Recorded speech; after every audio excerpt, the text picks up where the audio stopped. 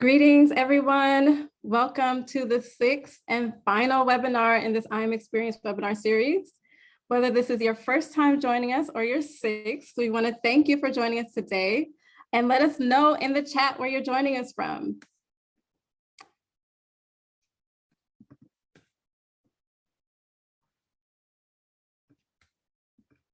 All right, we got Minnesota.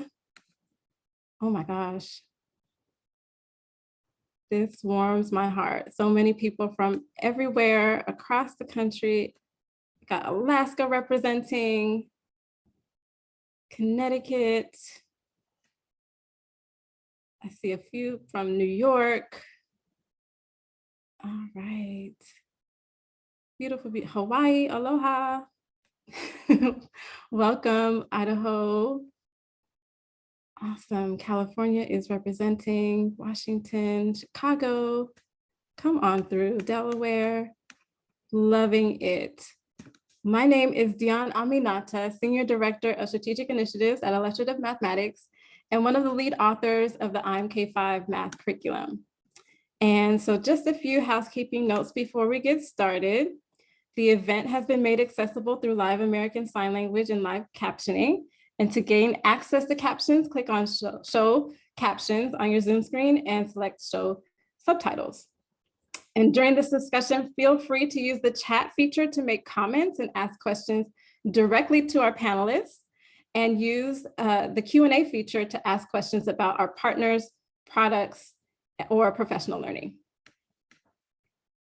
And if you are a Twitter user or X user, whatever you want to call it these days, go ahead and tag Illustrate Math and use the hashtags IamXWebinar and learn with IM to share your enthusiasm.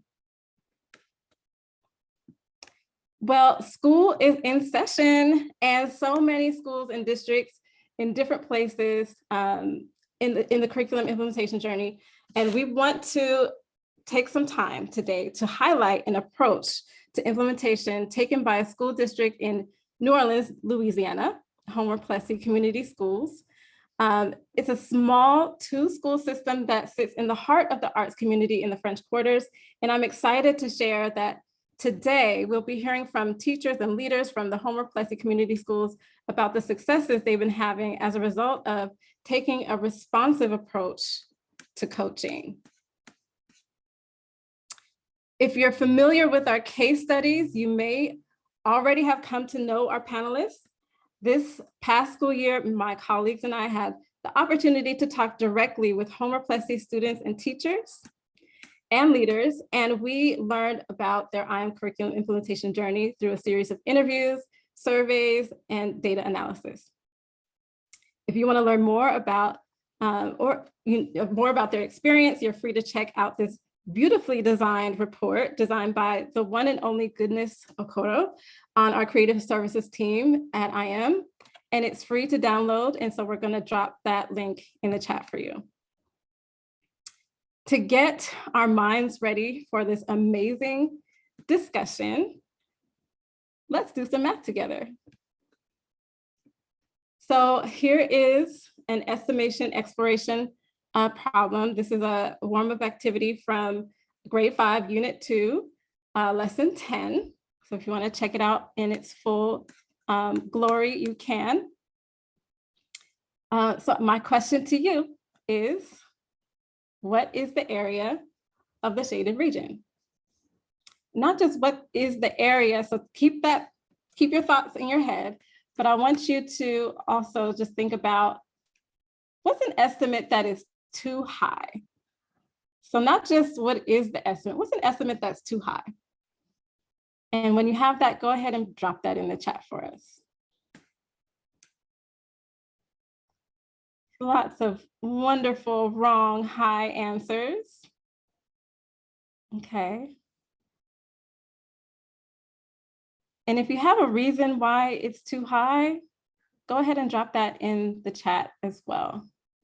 Why might 7 be too high? Okay, someone says because 1 times 7 is 7. Not all of the boxes are filled, and there are 7 boxes. Okay, it's not fully shaded. Awesome. So there's some kind of fractional relationship that you all are noticing in that I'm seeing in the chat. All right, so what would be an estimate that would be too low? Okay, 1, 3.5. All right, getting some decimal answers here. I say 1/2. Thinking fractionally, under 3.5. Okay. I wonder why folks are talking about 3.5. Why 3.5? Why 3.5? If you want to drop that in the chat.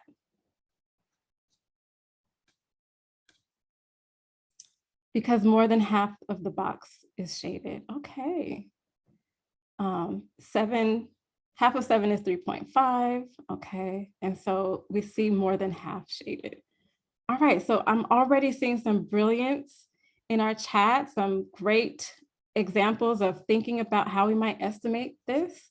So now that we have what's too high and what's too low, tell us what you think is about right.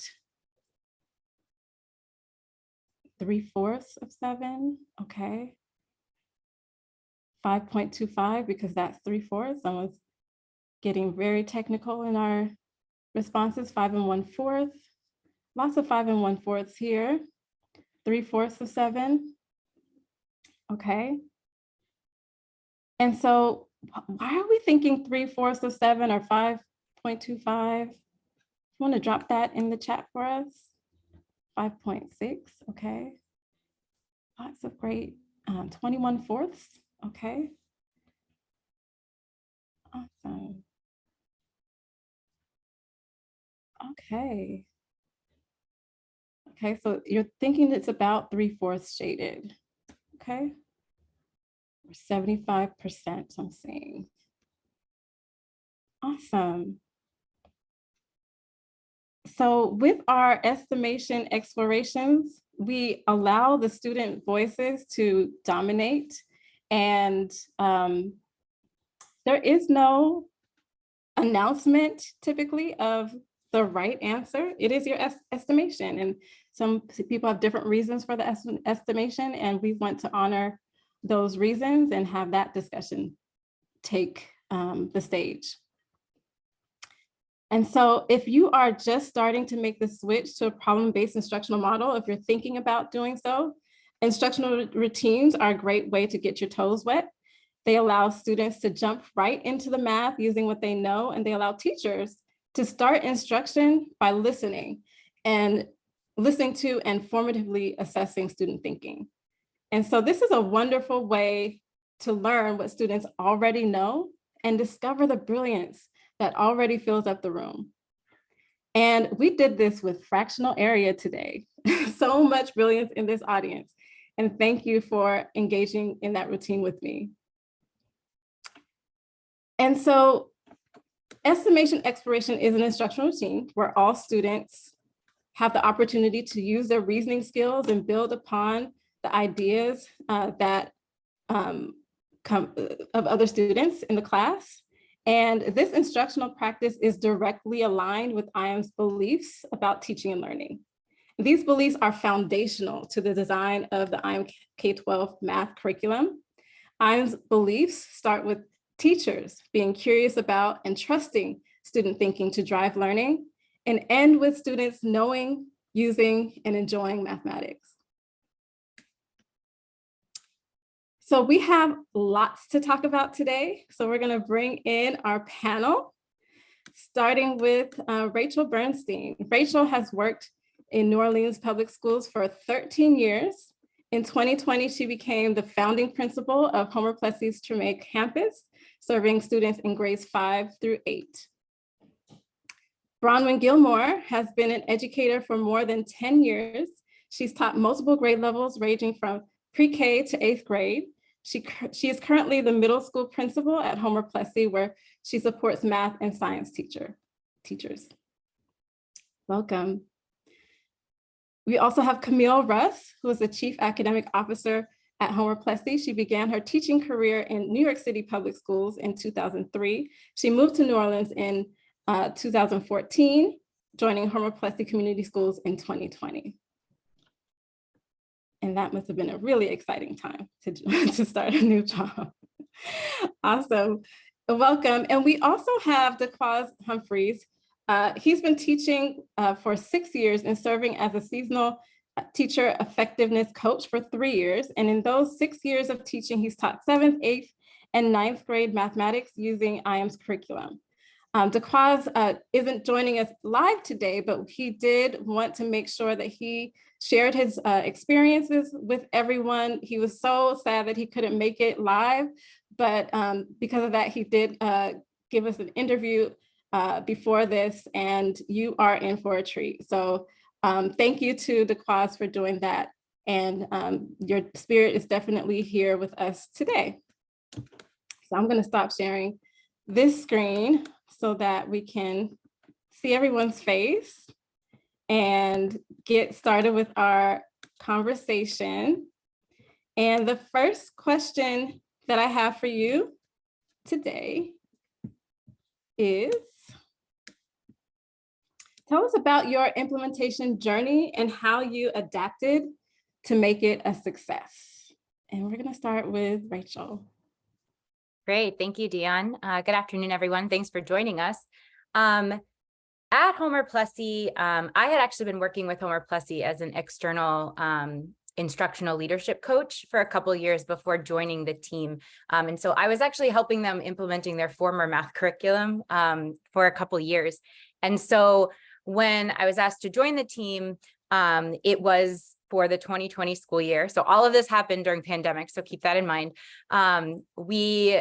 One of the conversations that we had was, are we going to keep the curriculum that we were using, which in Louisiana was still considered a high quality tier 1 curriculum, but teachers were struggling with how it fit in with our model at Plessy. And so for us, it was really important to find a curriculum that aligned to our values, our mission, our vision.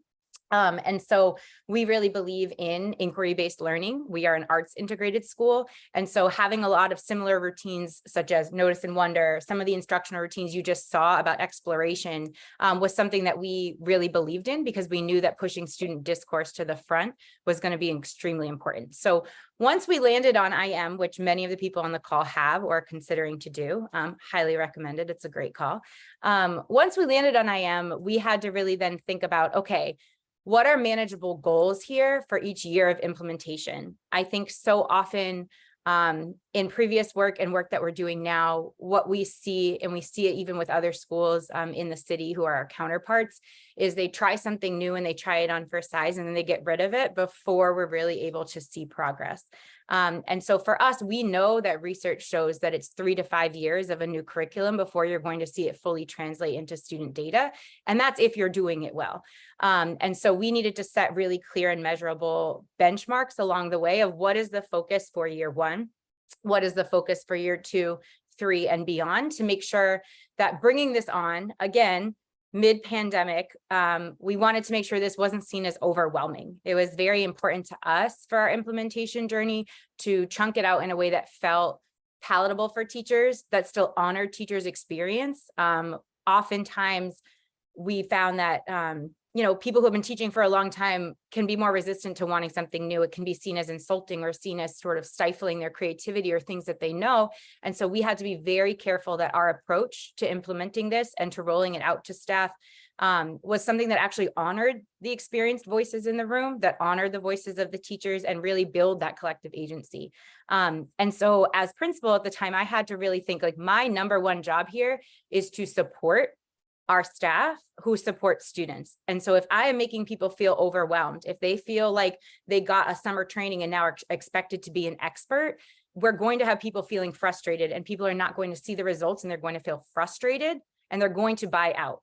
And ultimately, as a team, we knew that this was what we wanted for student voice. This was what we wanted for inquiry-based learning. This is what we wanted for our own arts integration initiatives. It's also what we wanted to make sure that we're continuing to strive to be an anti-racist organization, because we know that that's kind of student voice and thinking and holding a high bar is what our students of all colors deserve.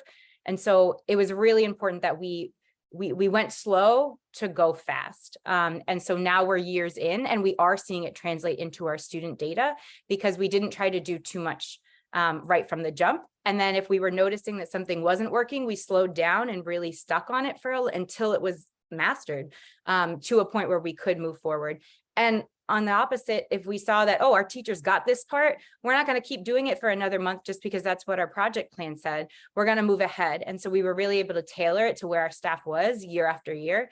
And some classes move faster than others because we didn't want to hold everybody back. And I think that that level of tailoring has really led now, we don't have anybody pushing back. This is too hard for our kids. This is this or that. The mindsets are gone. And I will say we had them. I think any school who's starting a new curriculum, especially one that is so student focused in the student voice leading the lessons, it's a scary thing to let go of that level of control. And the few folks that we had that were a little bit like, oh no, like I'm scared the kids aren't going to know this. We were also taking over a school who had recently been closed. So we were absorbing an entire student body of students from the lowest performing school in the city. So we knew, we had the data that there were students that had never been exposed to Common Core math the way that they were supposed to be. They were not learning math in a way that if you're walking into a 7th grade classroom, the curriculum assumes you've sort of had exposure to. So we already knew this, but that was not a reason why we would not do it. It wasn't a reason that we were going to change how it's done. It was a reason to make sure that we are actually going to hold that bar and really do what we have to do to make sure that kids have that opportunity because they deserve it. And so we did a lot of mindset work, and we had to make sure that we were shouldering the burden alongside teachers and not just dumping it on them. So I forgot to warn you all that this discussion is going to be packed with a lot of information, a lot of great experiences from people who are extremely brilliant. I mean, I know every webinar we have extremely brilliant people, but this one is no different. And make sure you're taking notes, make sure you're asking the questions, because these people are doing the work. They have the experience, they have the talent, they have the energy, the drive, all of that. So make sure you're paying attention, taking notes. We are recording this for future, so you will have access to this afterwards. Bronwyn, do you want to join in and respond? Thank you. Hi, yes. Hello, everyone. I'm Bronwyn Gilmore. So in thinking about my implementation journey, I actually got to experience the curriculum first as a teacher. So I worked for a different school in New Orleans at the time. So yeah, thinking about my journey, my school had already began its first year prior to me moving to 8th grade using the curriculum. So I kind of jumped in on year 2 in 8th grade. So yeah, I got to experience first some of the professional developmental sessions that IM offers throughout the summer for like people who are like gonna implement it in their first year. So those were like great sessions, of course. But what I did find is that I became like infatuated with the curriculum because it kind of had like this shift and this focus on like problem-based learning, which the prior curriculum that I was using necessarily like didn't. So that was one of the things that stood out to me that actually grabbed my attention initially. So going into like my first year of teaching, it was a bit difficult, even though the students had experienced it the previous year. For me, it was new, so I had to like adjust and like naturally just like trust the curriculum, right? So I know that research-based, you all had seen like growth from like other schools that had implemented it. So I was like, okay, let me trust it. Like, let me make sure like I'm implementing it in the way that it says to implement it, right? So went through that journey for 2 years. And I did actually begin to see like growth within my students each year that I taught it. And then I ended up transitioning to Plessy 2 years after that. So in a new role as an instructional coach, but it was their year 1 of rollout with the curriculum. So it was like, oh, let's reset again. But I found that using my experience as a teacher has like definitely helped me coaching teachers. So teachers like shifting to a new curriculum, I was like, what would be the best approach? And I thought how can I be vulnerable and like share that experience with other teachers to know like, okay, we're going to be good. So yeah, I tapped into that and we started rolling with it. So thinking about like year one implementation, when I did it as a teacher, I thought about the components where I felt like I could have been a little more supported. I did feel a little bit overwhelmed as well. So thinking about like Plessy's approach, I was like, oh, we don't have to like tackle every single thing at once. So Rachel, like speaking to what Rachel said, like it was a lot to focus on like everything that the curriculum calls for. So I thought about, okay, like how do I meet the teacher's needs in order for them to meet the students' needs? So we talked about like, where could we focus? So we ended up focusing on looking at the launches specifically, and then like, how do we want to make sure like teachers are synthesizing so that kids leave with the most important information that they need to take away from the lessons. So that was like year one here at Plessy. And I really feel like as a teacher teaching 8th grade math, had that been what I did originally, I probably would have seen like a little more gains like from students because it was still kind of new to them at that point too. So seeing the transition from like my year of implementation 1 versus like me at Plessy with my teachers, their year 1 implementation, I was able to see like the difference in like going smaller versus like trying to focus on too many things at once, like being beneficial. So yeah, I don't know. That's what I have for you guys. Thank you so much. I'm telling y'all, take your notes. Camille, you want to share your response? Yeah, Rachel and Bronwyn really summarized our experience so elegantly. I think from my vantage point as CAO, I was thinking about like the strength of our school is in our teachers. Our teachers are the reason we are a good school, and they approach every single day with our student interests first and foremost. And so as we were considering making a change, we had to like be sure to consider their needs and their perspectives as we made the change. And so I think something that really, a statement that really stands out to me is like, no one resists a change without a good reason. And when we have teachers that we really trust and we know are strong, we need to listen to their reasons and internalize their reasons. And their reasons actually made our implementation stronger when we took them into the fold in implementing them as well. So prior to IM, we had another curriculum and we had such strong teachers, but we weren't seeing the results you would hope to see with teachers of that caliber. And we knew that it was a resource, like it wasn't the right resource in their hands. And so IM asked them to put away the procedural toolkit that they had from years past. It made them set it aside and really start fresh. And so we also knew that we had to have a really clear why of why this curriculum was changing, and we needed to, as a team, be united on that why, so we could kind of lead people step by step through the process. The other thing that we knew we needed to have in place was like not a one and done curriculum, as Rachel said earlier, but like continuous support that was always grounded in the curriculum. There wasn't an interaction that we had with teachers that didn't have a lesson plan in our hand or a unit summary in our hand. And that was also, we were partnered with an amazing support system. Greta Anderson was part of the support. And so she was coming in monthly. And like, so we had a overall PD in the summer, and then we had like monthly walkthroughs where we were focused on the launch. We were focused on the synthesis, and always through the lens of like, what is the summary for this unit? What does the lesson summary say? What is the goal of this? And how do we support teachers? What did they do really well? What's the next step? And I'll just jump in one more time because there were a lot of questions about this. And I think we've sort of hit most of them.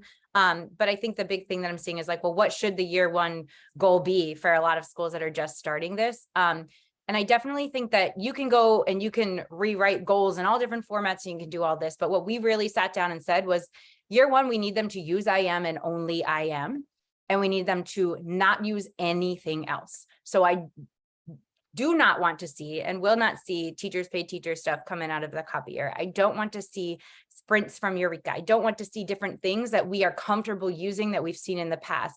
An anchor chart from a strategy that they didn't pull from the IM curriculum, but that's how I've always taught it.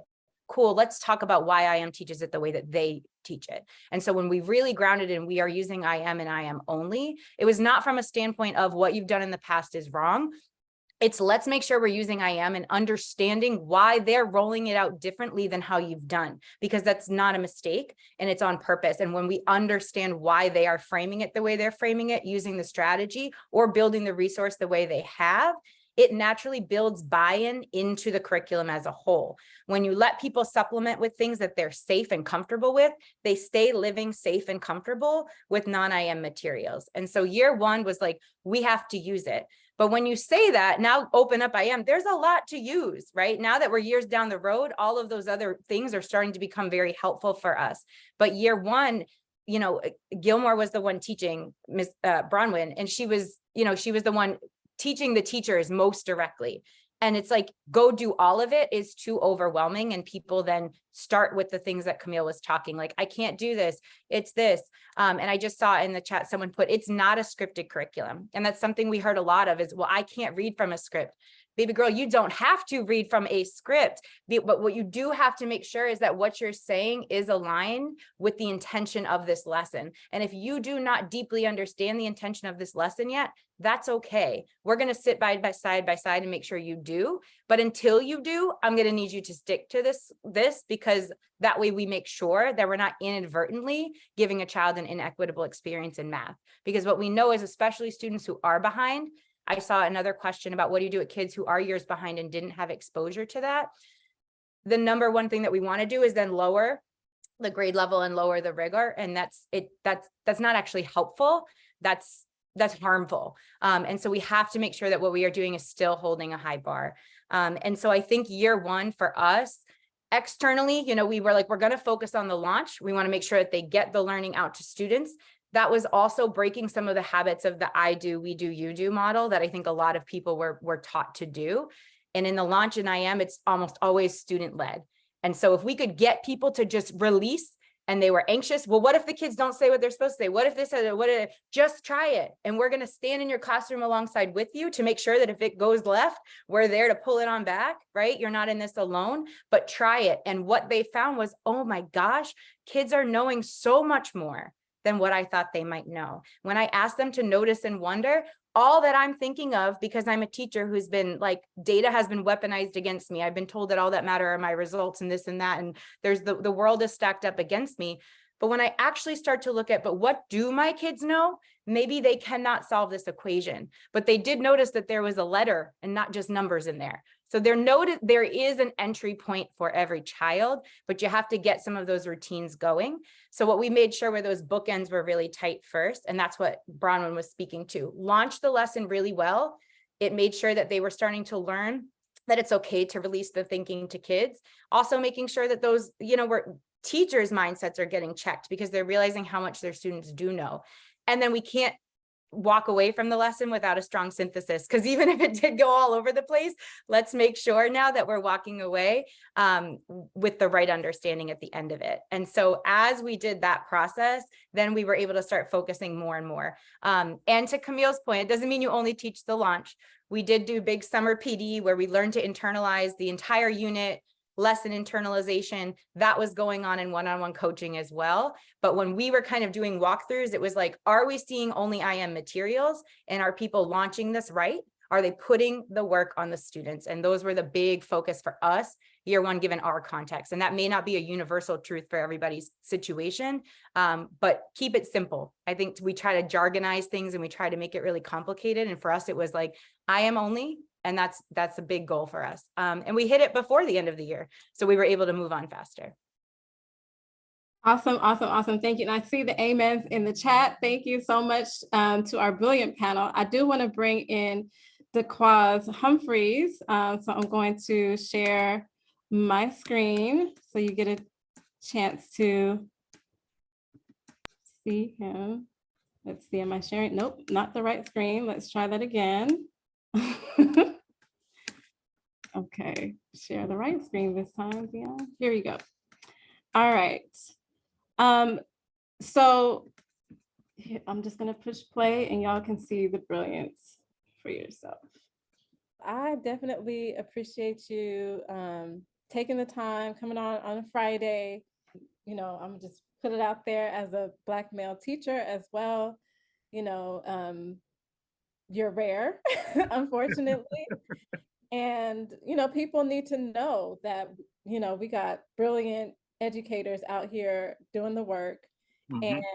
and, you know, that look like you. And I think that's important to showcase as well. Thank you. Yeah, thank you. All right, so tell us about your implementation journey and how you adapted to make it a success. So my first year of teaching, we were implementing IM at my first network. And I'll say that the first thing that they let us all know was that you need to make sure that you have a growth mindset with this curriculum, whether you are a veteran, whether you're brand new, because there's so much packed into this curriculum and it's very, very, very enriching. We need to make sure that y'all are able to present students with what they deserve. And I'll never forget, it was one of the lessons in Unit 2 on proportional relationships. I was teaching about the constant of proportionality and what the constant looks like on a graph. And my instructional coach came into the classroom and she was observing me. And she just looked very befuddled the entire time I was presenting the information to the students. I pulled her to the side after class had concluded and I asked her what was that confusion about, like what was going on. And she mentioned to me that quite a few teachers were having some difficulties with properly implementing the curriculum and that I missed like key moments for students to be able to access different parts of the activities, as well as summarizing the entire lesson. She said, I summarized it, but I didn't summarize it in the best way possible. And so we sat down and we discussed ways to properly lesson plan for illustrative maths curriculum. And I took all that information, implemented it, and fast forward 3 years later, I actually led a professional development for a new teacher week with new teachers. And I did a mock lesson for IM and I showed them what a lesson would feel like and the correct questions to ask, how I found like the information for the questions to ask within the curriculum. And I also answered any questions they might have had because there were definitely questions that I had that first year of implementing the curriculum myself. And the teachers went forth and felt way more confident. Of course, there was still a lot to learn throughout the duration of that school year because again, it's just so rich and it's just so packed and you really want to make sure that students get the absolute best. And what was so interesting about that experience was that even a few of the teachers, the new teachers who were fully trained adults who had college degrees were confused by some of the curricular like questions. And I think at that moment, I realized that the beauty in IM is that individuals have a comfort zone. IM places them right outside of that comfort zone. And it's so important to be in that uncomfortableness in order to grow as much as possible and to be a more well-rounded student as well as adult in that case. And so, yeah, it's been a really interesting journey. I would say it started off really rough, but then eventually it smoothed out. And I'm in a really comfortable place now where I feel like I could look at any IM lesson, go in front of the students, present it, and feel really confident. That's such a great story. And it's just making me think about like your statement about being uncomfortable. And, you know, we spend so much time, I think, and energy as educators trying to make our students feel comfortable. Like, it's okay, it's gonna work out, you know, and I've heard the statement, I think it was Lacey Robinson who said, sometimes we love them dumb, right? And so we you know, try to coddle them and, you know, support them and add this scaffold and that scaffold to the point where they're not even doing the thinking. Right. So it is sometimes uncomfortable to, you have to be vulnerable, right? To really share your thinking, your developing thinking on something. And so I 100%. definitely does allow us to do that. All right, thank you for letting me share that moment. And because listening to your stories of implementation and the leadership practices and coaching supports you've employed, it's clear to me that you have a responsive coaching model. And so can you say more about the structures and the practices you put in place for implementation that made the coaching model responsive? And let's start with Camille. Yeah, I think it was so interesting to listen to DeQuaz's response and talk about like the discomfort that's necessary to grow. And I think about that through the lens of a teacher. But the truth is we can't ask teachers to step outside their comfort zones unless they really trust us and know that we have the same intentions at work when we do this work. And so often coaching is a place where trust is broken down. And so at Plessy, at the heart of our coaching model is this idea that we need to trust teachers, and we need to craft a relationship where they trust us and we all move forward knowing we're here for students. So our model is grounded in the same idea that we have when it comes to students. All students don't need the same thing, and all teachers don't need the same thing. There's so many, you have to shift your mindset from teachers or a group of people who need to be managed to a group of people who need to be empowered. And we do that by like meeting teachers where they are, regardless of like, some teachers, like IM was a huge change. Some people were like, I'm ready, what's working isn't working, I'm ready to jump in and try anything. Some were like, I don't know that this is the right move. And we needed to sit down with them and hold their hand and walk them through it. And the number of observations for each teacher has changed, the number of meetings we have, the way we look at student work shifts. It's a harder way to do the work, but it's the right way to do the work. So often we want to make coaching a checklist of things we have to do by the end of the week with each of our teachers, and then we still don't see the results that we hope to see. And it's because we're taking out the humanity and the strength and the expertise of our teachers for the sake of efficiency, or because we don't necessarily know what good coaching needs to look like, so we make the checklist. And so our coaching model is responsive in that we as coaches must, number one, know each of our teachers deeply, know where they are in their implementation, what their beliefs are about the implementation, and then continually return to like our why.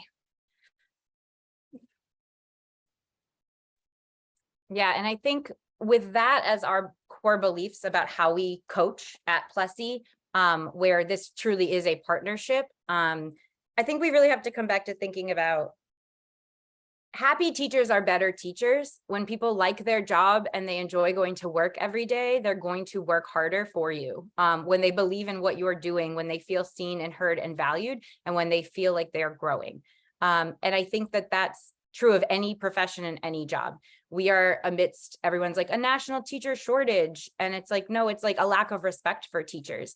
And what so often administrators, I find, even some of my best friends who are other school leaders in the city, is this: I see my job as an administrator to support my teachers so that they want to continue to teach, because my job is to service children. And if I don't have excellent teachers in this building, the only people that suffer are our kids.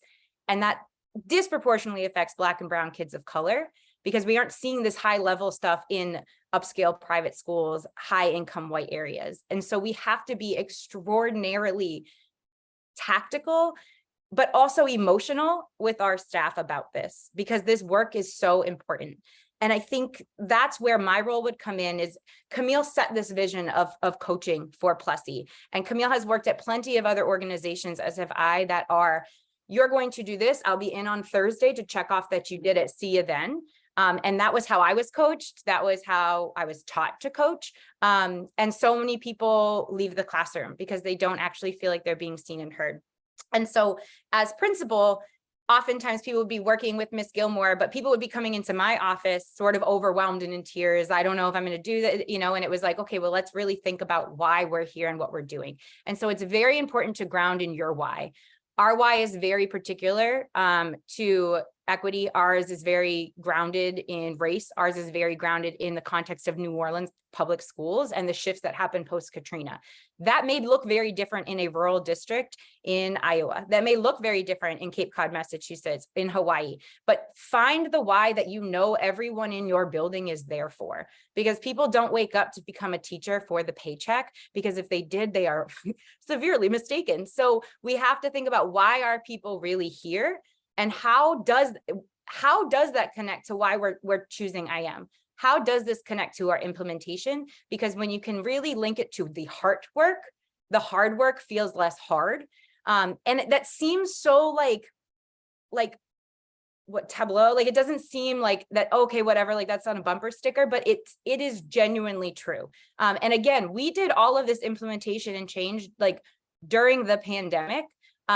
Kids were missing, like kids weren't coming to school. There were so many other challenges. We were taking over a school where, I mean, the worst performing school in the entire district were in our building. And yet we were showing higher and more growth in our test scores than other schools who had kids from better zip codes, who had like more privilege. And so there is something to be said of when you are motivated by something, you're able to do it. And so even the most motivated person, if they are struggling and they feel like the person who's supposed to have their back doesn't have their back, they're bought out. And that is where it was a very different model. And I'll let Bronwyn speak to it about coming to coach at Plessy and how it's very different than how she had been coached. But when instead of it being a do this and I'm coming back to check it, and if you don't do it, you're getting a sit down and you're going to come to my office and we're going to talk about why you aren't doing what you're supposed to do. Instead, it's a let's think about why this is challenging for you. Let's think about what it is inside of us that's making us not want to do this. Because at the end of the day, it is the best thing for children. And if you can't see that, let's look at the research. Let's look at why this matters. Let's really talk about hard topics. And I think that was where we were able to really get that collective agency. Yes, from the top, you know, I'm the one in the middle of a PD saying we're doing this curriculum, but on the day-to-day, there were the reminders, but I'm going to be there with you when you're doing it. It's not, I said so. It's, I'm saying so because you've trusted me to be your leader. And so let me explain to you why this is such an important choice and why we're putting all of our time and resources and money into it. And a lot of that money and resources and time is the coaching. And so I'll let Bronwyn kind of speak to the one-on-one coaching that she did, because she did a lot of it and she's real good at it, y'all. Go for it. Hi, yeah. So yeah, as Rachel said, in terms of like my coaching approach, I thought about like, what were some of the things that were great about coaching, but then also what were some of the things that I necessarily didn't like about coaching in my approach. So yeah, I thought about like, what were those great moments? And I think as a teacher, I felt best when like I felt valued, when I felt like I was being heard, and most of all, like when I was being supported. So I wanted to take that approach and apply it to like my teachers and the ones that I supported here at Plessy. So my approach is typically like, how can I support what my teachers need in order to help them meet their students' needs? And I think when I keep that question in mind, it often like gets a positive response like from my teachers, because they know like, I want to support you because we need you to support your students. And then some days it would be that I did come in with like this focus or like this lens into a meeting, and that might have not been what the teacher needed for that particular session. So adjusting and like making sure like I'm adhering to their needs is like always the lens that I want to go through. So like, yes, I might be in there to talk about like how your lunches are going because I saw great things happening in your lesson. But if I see that my teacher's like in this space where they're not ready to hear that, like I make adjustments to make sure I'm hearing like what it is they need in that moment to support them, you know. But then also like Rachel was saying, like for it to be responsive, I wanted to make sure that I continue to develop like in my coaching area. So oftentimes, like we were talking about Greta, who's like I am guru, when she came to do like her monthly visits with us, I would also sit down with Greta and, you know, get her, you know, up to par on like what was going on like with our teachers and their implementation. But then also like present the areas where I was like, hey, Greta, like I really need support on this. Like, can we talk about this? Like, can we put a plan in place so that when I go back to my teacher, like I'll have like this response, or I'll at least know like a good frame of like how I can approach like this particular situation. So getting coaching from other people, also Rachel and Camille as well, like knowing that when I struggled, or if there was something that I might have not necessarily known as a coach, like I know who I can rely on so that I can best support my teachers' needs. So in that sense, making coaching responsive in that I'm supporting what teachers need for sure. And then I also thought about it through the lens of like having this prescription, right? So as a doctor, like you don't prescribe everyone like the same type of medicine because it's not going to patch up or heal like what their needs are. So thinking about like, what does this teacher need? What is like the medicine or what is the prescription that they need that I can use? So sometimes it was, I need to like partner and help this teacher internalize this lesson, right? Because like they're in it, they're launching, but they're not quite honing in on like the key points of the lesson. So like, let's go through, let's internalize together. What is the questioning that I need to ask this teacher to make sure like they're pulling out the key takeaways? So for one teacher, it wasn't lesson internalization. For another teacher, it could have been, you got it. However, you need more support with like the rollout of it.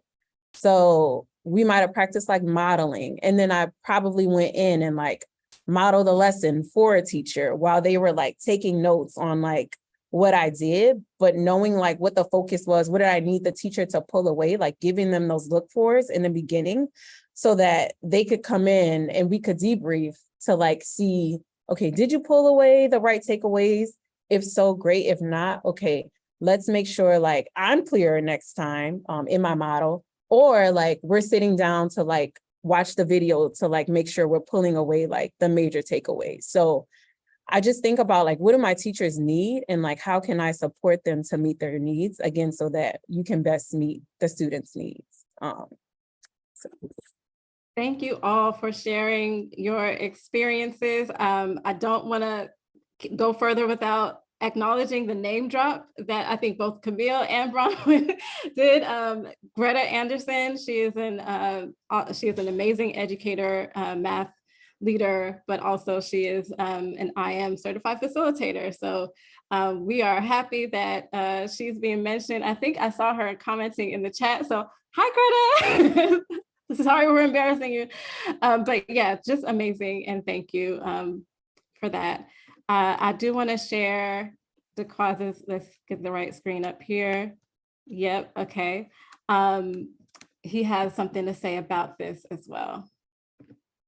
So with the responsive coaching model, I did feel very much supported from year 1 all the way up until year 6 currently at Plessy. I love that I'm able to get feedback on the material. Everything can be made more perfect. And so our coach, my coach, particular Ms. Gilmore, she comes in and there are times when she'll record the lesson and we'll do a video analysis of what happened in that lesson.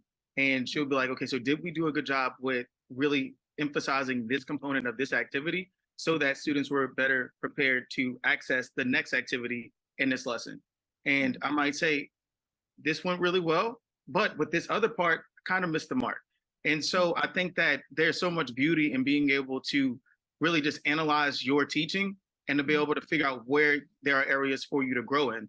And then I take that same feedback from the year before, implement it the next year, and the results were even better on the following exit ticket, the following year's exit ticket. And so I do think that the responsive coaching, that cycle is so impactful and so important, and teachers need it.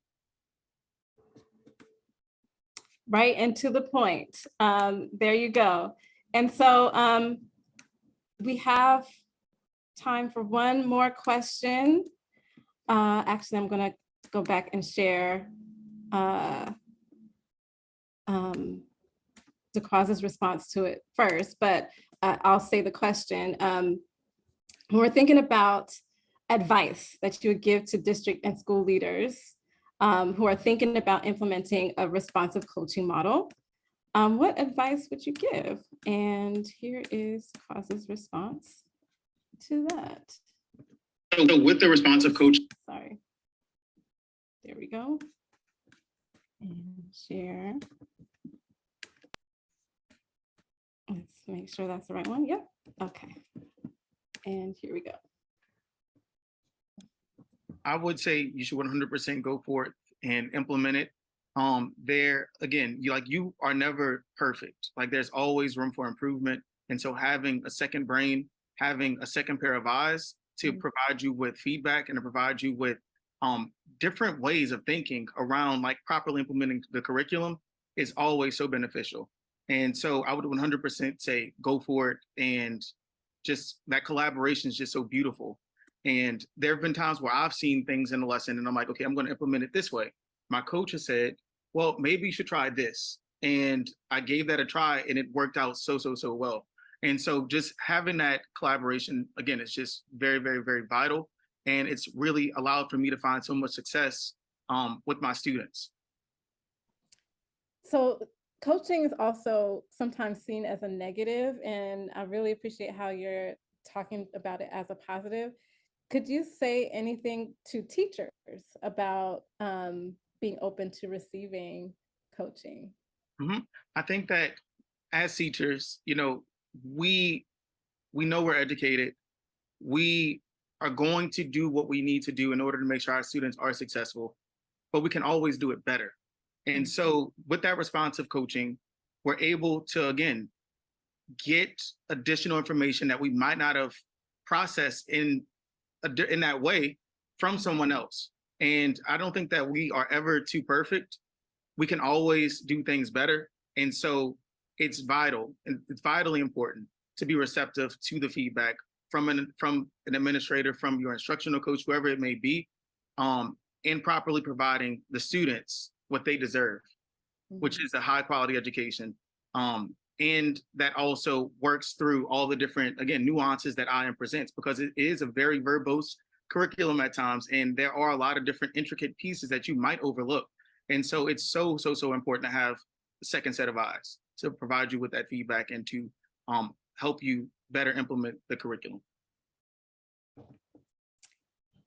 All right. So who wants to go after the class with that question? Any advice for our folks out there? I would jump in, and I think from a district level, I think the most important thing is to stay the course. So oftentimes when we make a curricular change, we're so anxious because we all want kids to do well, but this learning is a long game. And we need to honor the time it takes for teachers to learn, for leaders to learn, and ultimately for students to learn. And when we continually make changes, we lose the trust of the people that we need the most, the people who are actually going to have the biggest input on students. And so when you make the shift, number one, stay the course, know why you made the shift and hold it close, even when it gets hard and even when you encounter these challenges. The second piece is assume the best of your teachers. Listen to them, because you're going to get stronger from what they say, from the feedback they give you, and then they're going to be open for the feedback you give them. Amen. Anyone else want to add to that? I will say that having a coaching model like this, like what Bronwyn was describing, where sometimes you're modeling, sometimes you're doing data sorts, sometimes you're co-planning, sometimes you're co-teaching. She just co-taught this whole week with a newer teacher who needed to see what it looked like. It is harder, but it's better. And I say that with confidence, but I don't want to make it seem like it's an easy thing. It is a lot harder, especially for a coach, to have to think about each individual teacher and their needs, and to the Gilmore's point, like what is actually going to get this person where I need them to go, if this is where their mindset is and this is where their skill set is. And I think as administrators, really thinking about, why am I having teachers do this? You have to submit this by Sunday. Okay, but why?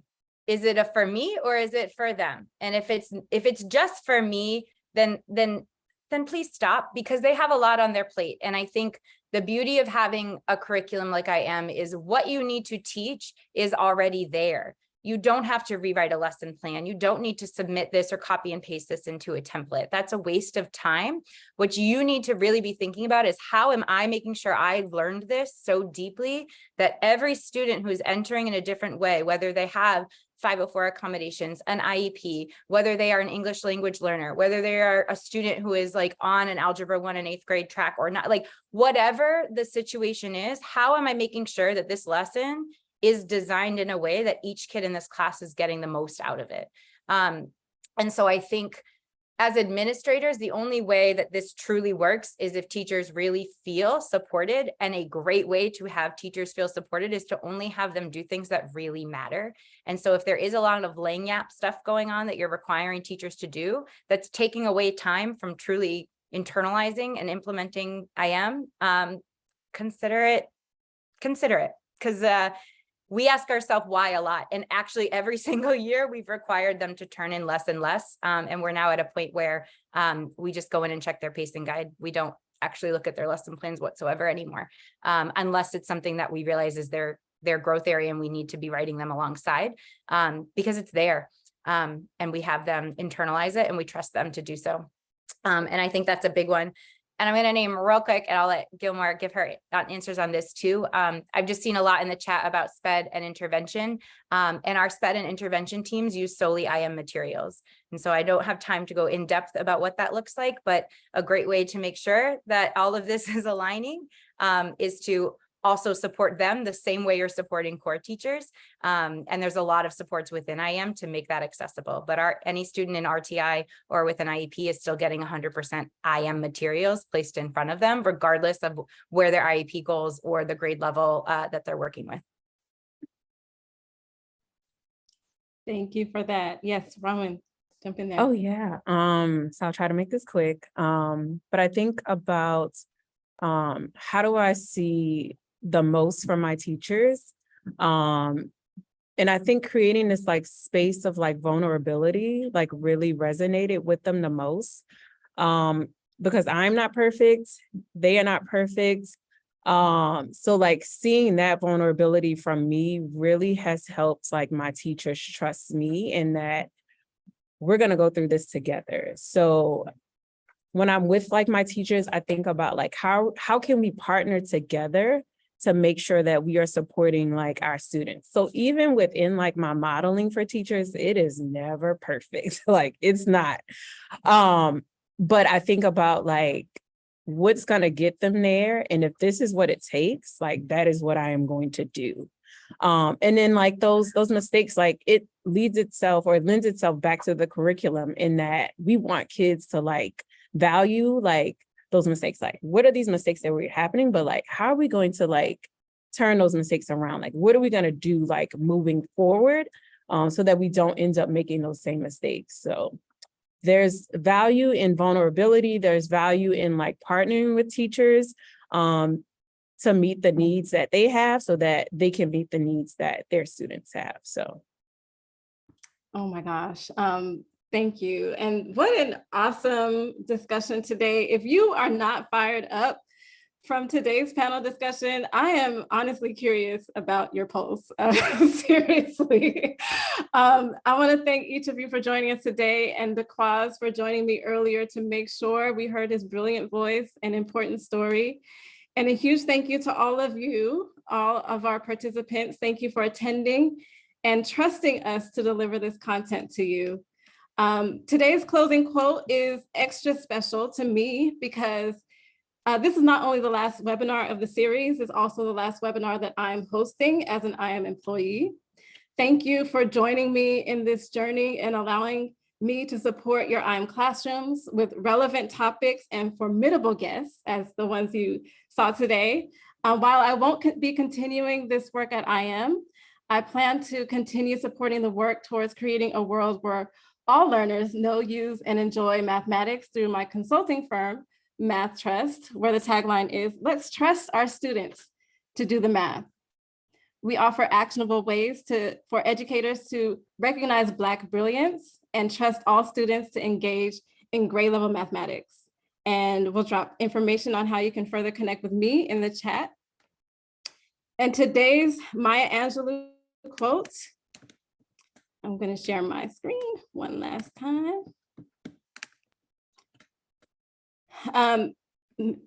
From Dr. Maya Angelou, may she rest in peace. The quote for today is, every person needs a place that is furnished with hope. And it's been my intention to make these webinars a space that is furnished with hope. I have a deep appreciation for the work that you all are doing as math leaders and teachers, because I've been there right where you are. And I know that you're working hard, and I have nothing but gratitude for your willingness to keep learning about how we can make math instruction better for all of our students. A special shout out to Deborah Parrott for supporting me with the curation of these webinars. I also want to thank her for giving us the term mather.